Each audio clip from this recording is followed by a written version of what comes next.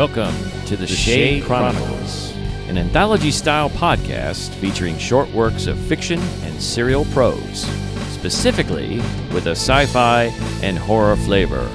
Your hosts for the podcast are Derek Leffridge and Lawrence Trokey. Hi, this is Derek Leffridge. Hi, this is Lawrence Trokey, and thank you for spending your time with us.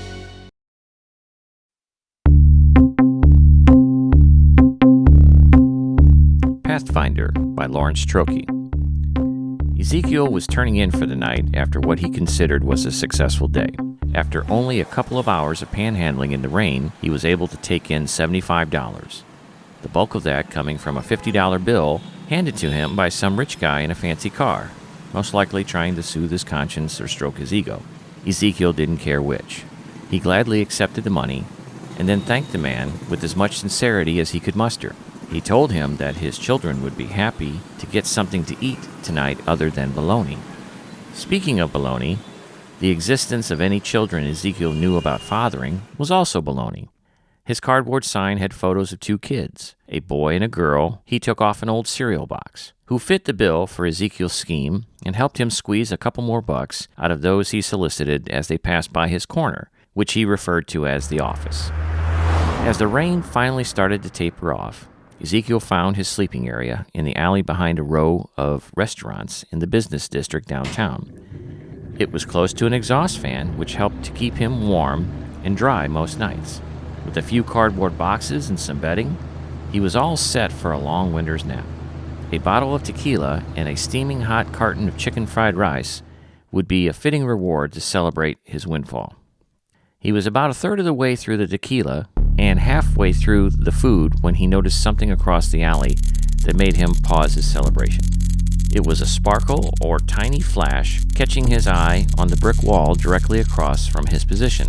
It danced on the wall in an erratic pattern, disappearing and reappearing at first, then more prominent and bright. Ezekiel rubbed his eyes, trying to clear them and to be sure about what he was seeing. The lights raced around in a distinct pattern that stretched out to be about 3 or 4 feet wide and about 6 to 8 feet tall. Rays of light emerged from the oblong shape the pattern defined.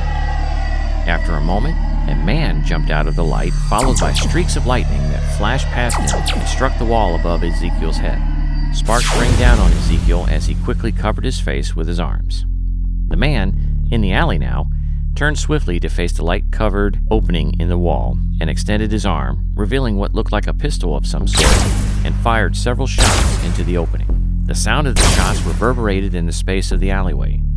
Then he waved his arm, sweeping it in a downward direction. The opening shrank in size, following the movement of the man's arm, to the point where it vanished, leaving him and Ezekiel in the dark alley alone. A second later, the man's legs gave out and he collapsed on the ground. Ezekiel cautiously rose from his cardboard den and approached the fallen figure. "You okay, buddy?" he said, uncertain if he should go to the man or just get the hell out of there. In the dim light of the alley, Ezekiel could see the man was dressed in all black clothing, the style of which he didn't recognize, but it looked like a uniform of some kind. He wore a long coat over the uniform that resembled a trench coat, but not quite. Ezekiel tentatively reached down to touch the man's shoulder when the man's arm shot up, surprising Ezekiel. His hand grabbed Ezekiel's coat lapel, pulling him in close. The man said something Ezekiel didn't understand. "Is that Spanish?" "I don't hablo español," Ezekiel said clumsily. The man shook his head at that and then said, "This is Earth, right?"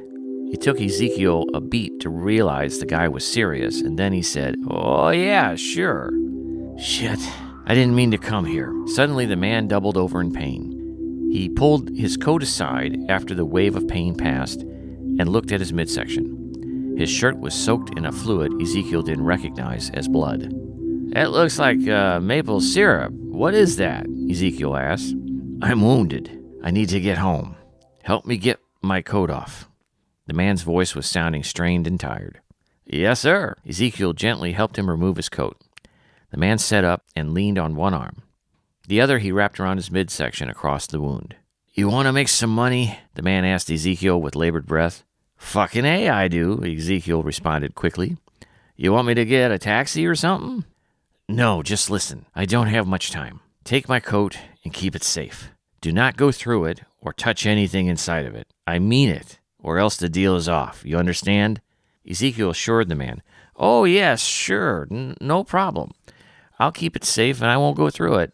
How much money, if you don't mind me asking?" The man coughed violently, and some maple syrup came out of his mouth. He spat on the ground and said, "A lot of money. Help me stand." Ezekiel did as ordered and eased the man to his feet. The man held onto Ezekiel's shoulder and looked him in the eyes. Ezekiel realized the man didn't have any pupils, which freaked him out, but the promise of a big cash haul kept him from bolting. "I will be back as soon as I'm able. Keep the coat safe and don't tell anyone about it.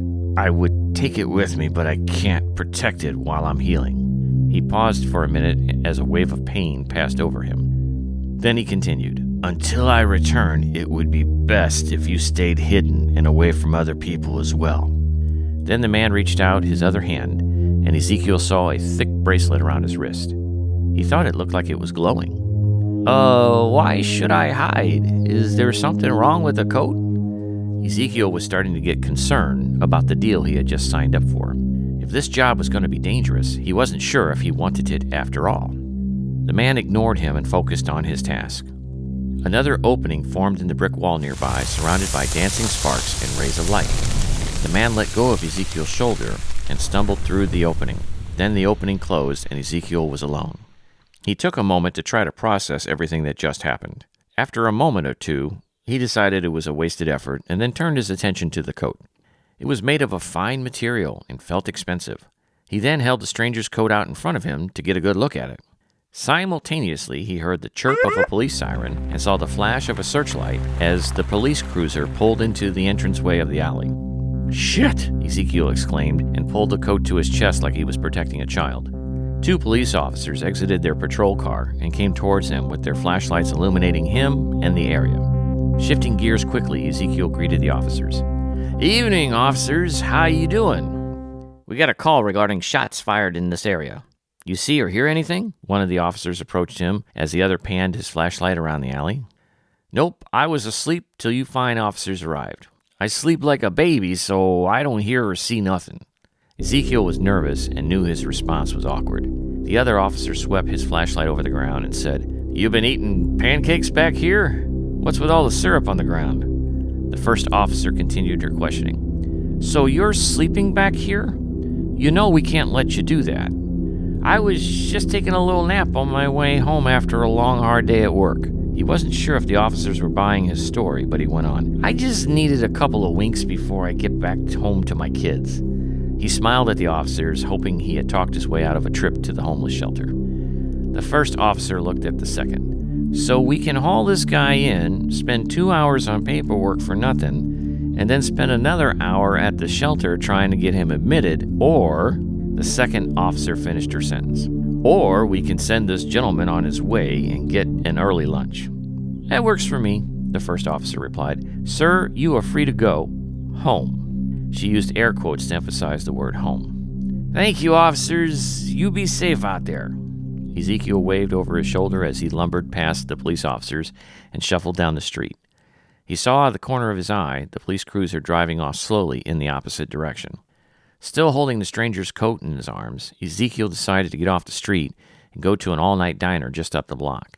Remembering the diner's owner didn't want homeless guys hanging out in his place all night, Ezekiel worried his appearance might get him kicked out. Then he looked at the coat in his arms and thought it looked nice enough to help him pass as a normal person. He unfolded it and put it on. It was a little tight in the shoulders, but it fit him well enough even when buttoned up all the way. It covered Ezekiel's worn and weathered clothing perfectly. He hid his own dirty coat behind a bit of ductwork that ran up the side of a nearby building. He approached the diner's entrance with confidence and went in. He sat at a table at the far end of the diner and glanced over the laminated menu. The waitress finally made her way to his table and took his order: black coffee, scrambled eggs, and toast. As he sat there waiting for his food, he reached a hand down into a pocket on the left side of the coat. His fingers found a hard metallic object. He ran them over the object and realized it was the stranger's weapon. He quickly pulled his hand out of the pocket like he had just gotten bitten by something. It was a good thing the cops didn't decide to search him or the coat. He would have had a hard time explaining the weapon and probably would have been arrested. He sat there for a moment, contemplating what to do next. He figured he had to know what else was in the coat, so he reached into the right pocket and discovered a bracelet like the one the stranger wore. It was smooth and cool to the touch. He slowly pulled it out of his pocket as he scanned the diner to see if anyone was watching him. With no one else there, he held it under the table and looked at it. It was silver in color. There were no markings or engravings of any kind. He ran his fingers over it and wondered what power it contained. Just then, the door to the diner opened and he looked up while slipping the bracelet on his wrist. He pulled his sleeve down over it to hide it from view. The person entering the diner was massive, even bigger than many football players Ezekiel had seen in person. The person wore a dark, hooded coat that obscured their face. The coat was long and went down almost to the tops of their shoes. The waitress saw them come in, and over her shoulder she said, "Go ahead and take a seat, honey. I'll be with you in a sec." Ezekiel averted his eyes so as not to stare at the large figure walking in his direction. He pretended to review the menu, but could see the person coming closer out of the corner of his eye. He only looked up when a large gloved hand sat down on the back of the chair opposite him at his table. It pulled the chair back and the person sat down, the chair creaking under his enormous girth. In a low, deep voice that sounded a bit like a growl, the stranger said, "You should have stayed hidden, Pathfinder." Ezekiel looked into the face of the hooded person across from him. His skin was dark, but Ezekiel wasn't sure what race he might have been. He couldn't see the man's eyes because he wore glasses or goggles, maybe. It was hard to tell with the hood obscuring most of his face. "Excuse me?" Ezekiel replied, the left hand slowly slipping down into the pocket where the weapon was stored. "I warned you what would happen the next time we met." The stranger went on, laying his huge gloved hands on the table in front of him. "Look, I'm pretty sure we never met. You must have me confused with someone else. I bet you're looking for a guy in a black uniform, right? I know I'm wearing his coat, but he gave it to me. Promise. I saw him about an hour ago. He left and didn't say where he was going. Home, maybe, I think. You could probably find him there." Ezekiel was nervous and couldn't stop talking. "Enough!" The stranger commanded in a loud voice that made the waitress jump as she approached with Ezekiel's order. She backed away from them quietly and reached for her cell phone to call the police. "You wear the bracelet of a Pathfinder, belonging to the one I killed and then took his bracelet. Then another of your kind stole it from me and gave it to you. Give me what I want or I will rip you apart here and now." The stranger moved his head forward and Ezekiel saw the dark blue skin of his face and the yellow fanged-like teeth exposed behind black lips. Either this guy was big time in the cosplay, or he wasn't from around these parts, as they say. Deciding he had no choice, Ezekiel pulled a weapon from the coat pocket and pointed it at the stranger. "I don't want to use this, but I will if I have to," his voice wavering some while he tried to appear threatening. "Then you should probably arm it if you plan to use it on me," the stranger said with an ironic tone. "Oh shit, how you do that?" Ezekiel turned the pistol on its side to see if there was a switch or something that he needed to turn on. While he was distracted, the stranger reached across the table and then, with unnatural strength, pulled Ezekiel out of his chair, across the table, and then threw him to the floor. Momentum caused Ezekiel to slide several feet till he came to a stop near the front door. It took him a second to shake off the impact of the attack, but when he did, he looked up and saw the stranger coming towards him. He thought about running, but he knew he wouldn't be able to get away fast enough. Pain shot up and down his side, so springing to his feet was out of the question. He wished he had never met that stranger in the alley. Big payout or not, it was not worth dying for. He wished he was bundled up in his cardboard box shelter, sipping his tequila and enjoying his Chinese food. At that moment, a strange light shot out from his coat sleeve and lit up the floor around him. From the corner of his eye, he saw the massive form of the stranger loom over him right before he disappeared into the floor and was no longer in the diner. A flash of light later, and he was standing in the alley next to his cardboard box shelter. He was disoriented and his stomach turned. He lurched forward and emptied its contents on the ground behind a nearby dumpster. "It takes some getting used to." The man with no pupils was leaning against a utility pole watching Ezekiel stumble around in the alley. He appeared to be fine with no signs of injury as before. He still wore a black uniform of some kind with black boots that reminded Ezekiel of the German soldiers of World War II. "What the hell happened?" Ezekiel's words came out harshly as he wiped away the last of the vomit from his mouth with the back of his hand. "You traveled through a time-space portal. with the aid of my bracelet that you apparently decided to wear instead of keeping it safe in the coat. The man with no pupils sounding a bit aggravated at Ezekiel. A time-space pothole? What? Ezekiel was still quite disoriented and misunderstood the stranger. Just then, a loud roar came from the street, and both men turned to see the beast thing from the diner standing at the mouth of the alleyway. He was poised like a lion, ready to pounce on his victims. You can't hide from me, Pathfinder. I will chase you to hell itself if I have to. The creature was slowly coming into the alleyway. Boy, he sounds pissed. Ezekiel was scared and positioned himself behind the man with no pupils. Indeed, the man reached down into the pocket of his coat that Ezekiel was wearing and pulled from it the weapon. As Ezekiel moved behind him, he quickly slid his left hand across the side of it, which caused a series of lights to illuminate on the pistol. He then leveled it at the beast creature thingy and blasted it in the midsection just as it was about to dig its big clawed hands into him. He stepped back and waved his left hand at the ground, causing the bracelet he wore to light up and open a space-time portal in the ground in time to catch the falling body of the beast from the diner. As soon as it fell completely through the hole in the ground, the man waved his hand in the opposite direction and closed the portal, erasing any evidence the beast was ever there. They both stood in silence for a moment. Then Ezekiel turned to the stranger and said, I thought you were hurt. I was, but I heal fast. He laughed at his own joke and then explained, Time works a little differently where I'm from, so Ezekiel cut him off. Who or what was that? He asked, not sure if he really wanted to know the answer. That was a Gwork. He's a hunter breed from the infamous Debris clan. He was hunting me, trying to recover the bracelet I stole from him that you now wear. He took it off of a member of my race, which I could not allow. We have the gift of being able to travel through time and space over great distances with the aid of the bracelet and our own unique abilities to perceive the pathways woven in and out of reality throughout the universe.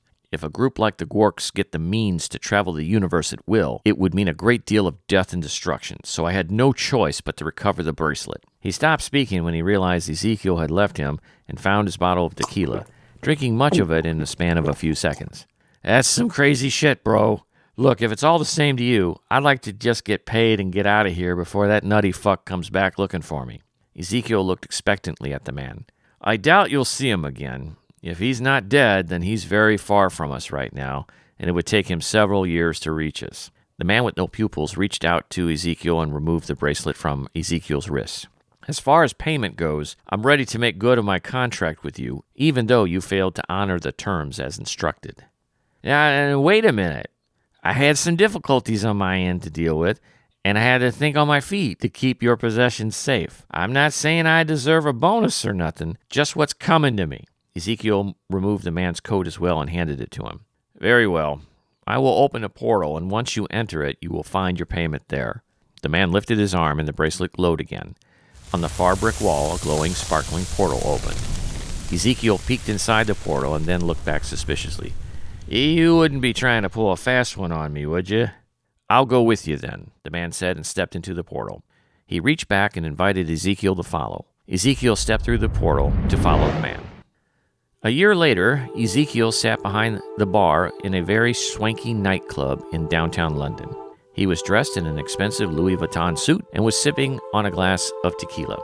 It was a little before 4 o'clock in the afternoon, and he knew he had a couple of hours before the club opened, so he wanted to finish going over the latest liquor order with his manager. He was expecting some celebrities to visit his club tonight who were in town working on a film, and he wanted to make sure everything was perfect. After he finished with his manager, he went up to the penthouse suite to grab a quick bite to eat. When he walked into the suite, he saw a person sitting on the couch with their legs extended and their feet resting on his coffee table. He reached inside his coat jacket, ready to pull the Glock he carried now almost every day in case any Gworks came calling. He stopped when he got close enough to recognize the man on the couch. It was the stranger with no pupils, the Pathfinder. Ezekiel was stunned because he thought he'd never see him again after he paid him for his help. He cleared his throat and asked, "Why are you here?" The stranger smiled at Ezekiel and said, "Do you want to make some money?"